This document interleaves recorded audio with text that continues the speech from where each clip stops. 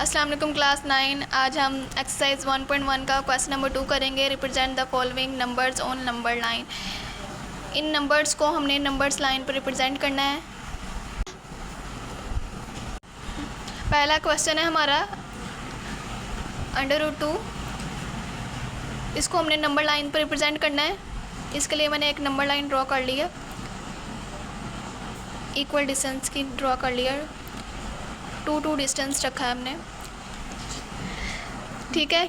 ये देखें, ये हमने डिस्टेंस इक्वल डिस्टेंस रख लिया है और एक नंबर लाइन ड्रॉ कर लिया है। ये एरोस,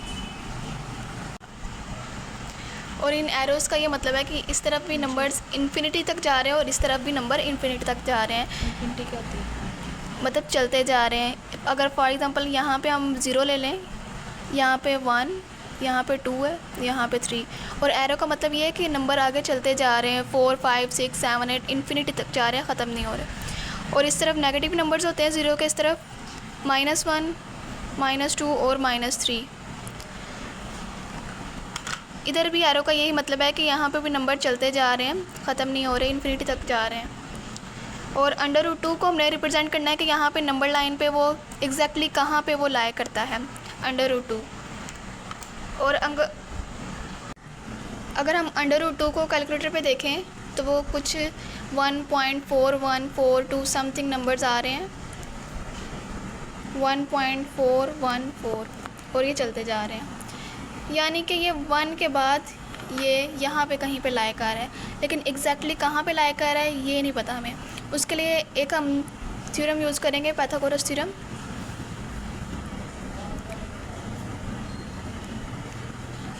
एक ये राइट एंगल ट्रायंगल है, ये इसकी बेस है। फॉर एग्ज़ाम्पल इसको हम ओ का नाम देते हैं, यहाँ पे ए और ये बी। ये इसकी बेस है और ये परपेंडिकुलर, ये बेस, ये परपेंडिकुलर है और ये हाइपोटेनस है, ठीक है। अब हम पाइथागोरस थ्योरम लगाएंगे। Hypotenuse square is equal to base square plus perpendicular square.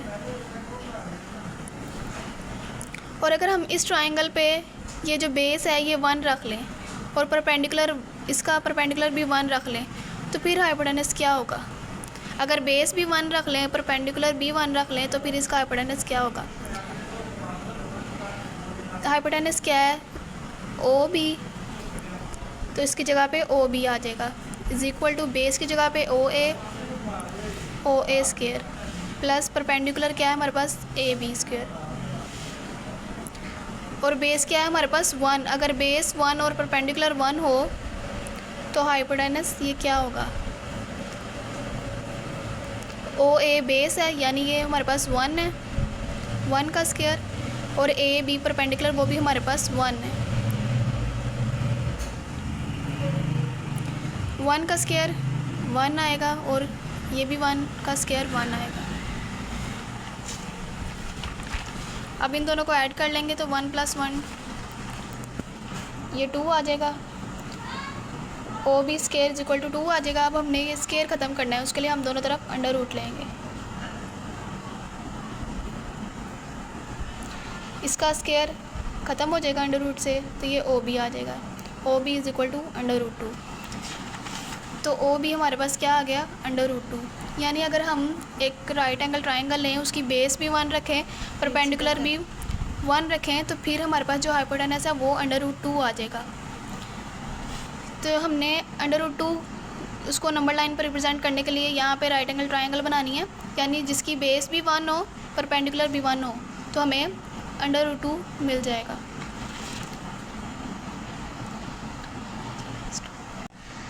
अब हम √2 को नंबर लाइन पर रिप्रेजेंट करेंगे, उसके लिए हमें बेस 1 लेनी पड़ेगी। यहाँ पे हम ये ट्रायंगल बनाएंगे, बेस 1 होगी, 0 से 2 सेंटीमीटर तक ये 1 है, ये हमारे पास बेस आ गई 1। उसके बाद हमने परपेंडिकुलर वो भी 1 लेना है। यहाँ पे 1 यूनिट जो है वो हमारे पास 2 सेंटीमीटर का, हमने 2 सेंटीमीटर का लिया हुआ है 1 यूनिट। इसलिए यहाँ पे जब हमने परपेंडिकुलर भी 1 का ड्रॉ करना है तो हमें 2 सेंटीमीटर का लेना होगा, 2 सेंटीमीटर का ले लें। ये इसको बी का नाम दे देना है। उसके बाद ये ओ और बी को जॉइन कर देना है। ये हमारे पास आ गया √2, ये हाइपोटेनस आ गया, ये बेस 1 और ये परपेंडिकुलर 1, ये ट्राइंगल आ गई है। अब हमने क्या करना है, कंपास लेनी है, पॉइंट ओ पे रख के इस तरह से बी तक खोल लेनी है, फिर यहाँ पे एक आर्क लगा देनी है। ये हमें पॉइंट मिल गया, पॉइंट पी, और ये है √2, यानी ये हमारा रिक्वायर्ड पॉइंट है जहाँ पे √2 लाई कर रहा है। नेक्स्ट क्वेश्चन है हमारे पास √3। इसके लिए हमें सारा प्रोसीजर जो है वो पीछे वाले क्वेश्चन का सेम करना पड़ेगा। पहले हमें √2 का ये सारा ड्रॉ करना पड़ेगा, उसके बाद हम √3 को नंबर लाइन पर ड्रॉ करेंगे। सेम उसी तरह √2 वाले क्वेश्चन की तरह हम एक नंबर लाइन ड्रॉ कर ली है। यहाँ पे 0 के राइट साइड पे पॉजिटिव नंबर, यहाँ पे 1 2 3, और 0 के लेफ़्ट साइड पे नेगेटिव नंबर्स होते हैं, तो -1 -2 और -3। यहाँ पे भी मैंने इक्वल डिस्टेंस लिया, यानी 2 सेंटीमीटर्स का लिया है, 2 सेंटीमीटर्स का डिस्टेंस लिया सब में। तो पहले हम √2 को ड्रॉ करेंगे यहाँ पे नंबर लाइन्स पे, जैसे पहले किया था। एक ट्रायंगल बनानी है, उसकी बेस भी 1 होनी चाहिए और परपेंडिकुलर भी उसका 1 होना चाहिए, तो फिर हमें √2 का हाइपोटेनस मिल जाएगा। तो बेस भी 1 ड्रॉ करते हैं।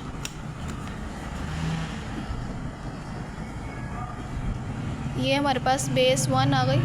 उसके बाद हमने परपेंडिकुलर 1 ड्रॉ करना है, यानी 2 सेंटीमीटर का परपेंडिकुलर। हमारे पास यहाँ पे 1 यूनिट की मेजरमेंट 2 सेंटीमीटर है, इसलिए यहाँ पे हम 2 सेंटीमीटर ड्रॉ कर लेंगे। ये परपेंडिकुलर आ गया हमारे पास, इसको ओ का नाम दे देते हैं, इसको ए का, और ये बी आ गया। अब ओ और बी को जॉइन कर देंगे, ये √2, यहाँ पे बेस 1 है और परपेंडिकुलर भी 1 है हमारे पास। उसके बाद हमने क्या किया था, ओ पे रख के और बी तक हमने कंपास को ओपन कर लिया था। फिर हमने ओ से बी तक कंपास को ओपन किया था और यहाँ पे आर्क लगा ली थी, और √2 हमें यहाँ पे मिल गया था। अब हमने √3 बनाने के लिए, अब हमें ये जो ट्रायंगल थी हमारे पास बेस 1 और जिसका परपेंडिकुलर भी 1 था और हाइपोटेनस उसका √2 था, लेकिन अगर हम इसको √2 को बेस मान लें, √2 को बेस मानते हुए यहाँ पे 1 का परपेंडिकुलर ड्रॉ करें, तो फिर इसका हाइपोटेनस क्या होगा। इसके ऊपर भी पाइथागोरस थ्योरम लगाते हैं। Hypotenuse square = base square plus perpendicular square. Hypotenuse यहाँ पे हमने फाइंड करना है, इसको हम लेट कर लेते हैं कि ये x है, तो इसकी जगह पे x आ जाएगा। x² = बेस क्या है हमारे पास, हमने इसको बेस कंसिडर किया है √2 को, बेस का ए नहीं है। √2 स्क्वायर प्लस परपेंडिकुलर हमने क्या लिया है, 1 लिया है, तो इसकी जगह पे 1 आ जाएगा। अब x का स्क्वायर लें तो x², √2 का स्क्वायर लेंगे तो स्क्वायर जो है वो √2 को ख़त्म कर देगा, यहाँ पे 2 आ जाएगा, और 1 का स्क्वायर 1, x² वैसे ही आएगा, 2 में 1 ऐड कर देंगे तो 3 आ जाएगा। अब स्क्वायर को ख़त्म करना है तो दोनों तरफ √ लेंगे, इसका √ ख़त्म हो जाएगा, यहाँ पे x आ जाएगा और x = √3, तो यहाँ पे x आ जाएगा हमारे पास √3। लेने के बाद 1 मिनट रुक। यानी कि अगर हम बेस जो है वो √2 परपेंडिकुलर 1 लें तो हमारे पास हाइपोटेनस क्या आ जाएगा, √3, परपेंडिकुलर 1 और बेस √2 लें तो फिर हमारे पास जो हाइपोटेनस है वो √3 आएगा। ठीक है, आपने क्या करना है, परपेंडिकुलर जो है वो 1 का परपेंडिकुलर ड्रॉ करना है। उसके लिए आपने D लेनी है और उसकी जो ये लाइन है उसको इस हाइपोटेनस के साथ इस तरह से रखना है। यहाँ 90 पे है, यहाँ पे 90 पे मार्क कर लेना है। उसके बाद आपने परपेंडिकुलर 1 का लेना है, और हमने यहाँ पे 1 यूनिट 2 सेंटीमीटर का लिया हुआ है, तो इसलिए हम यहाँ पे 2 सेंटीमीटर का परपेंडिकुलर ड्रा करेंगे। बिल्कुल ये 90 का जहाँ पे डॉट लगाया है, बिल्कुल इस साइड पे बिल्कुल सीधा 2 सेंटीमीटर लेंगे।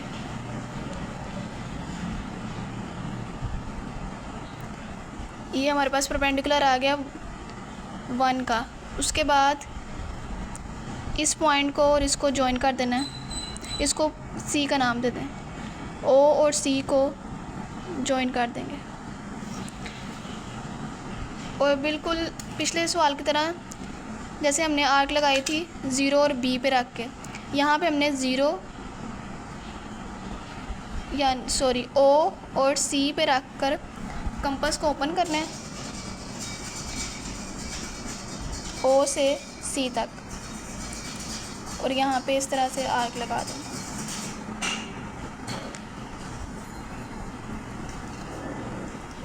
ये हमारे पास पॉइंट आ गया, पॉइंट पी, और यहाँ पे √3 है। ये हमारा रिक्वायर्ड पॉइंट है जहाँ पे √3 लाई कर रहा है। नेक्स्ट क्वेश्चन सोल्व करते हैं। क्वेश्चन नंबर 3, ये हमारे पास है नंबर 4 1/3। अब इसको हमने नंबर लाइन पर रिप्रेजेंट करना है। इस नंबर को हमने नंबर लाइन पर रिप्रेजेंट करना है। ये नंबर लाइन मैंने ड्रॉ कर लिया। ये भी सेम डिस्टेंस की है, सब के दरमियान 2 सेंटीमीटर्स का फासला है, ठीक है।